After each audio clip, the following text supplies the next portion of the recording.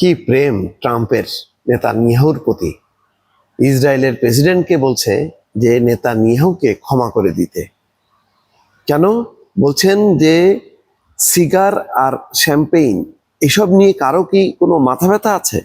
চিন্তা করেন যে 2019 সালে নেতানিয়াহুর বিরুদ্ধে 3টি মামলা করা হয়েছিল। এর একটি ছিল একজন ব্যবসায়ীর কাছ থেকে $2,10,000 সিগারেট শ্যাম্পেইন উপহার নেওয়ার অভিযোগ। যদিও নেতানিয়াহু বরাবরই তার বিরুদ্ধে অভিযোগ অস্বীকার করছেন। তো আমার প্রশ্ন হলো, ইসরায়েলের প্রেসিডেন্ট নাহাই দুর্নীতির মামলা থেকে অব্যাহতি দিল নেতানিয়াহুকে, বিশ্বের কোনো মানুষ এই মানবতা বিরোধী নেতানিয়াহুকে ক্ষমা করবে? যে পরিমাণ রক্ত ঝরাইছে, নেতানিয়াহু কোনোদিন ক্ষমা পাবে না। এই দানবকে কেউ ক্ষমা করবে না। আমার বিশ্বাস প্রতিটা মানুষ তাকে ঘৃণা করে, কারণ দিনের পর দিন গণহত্যা চালাইছে।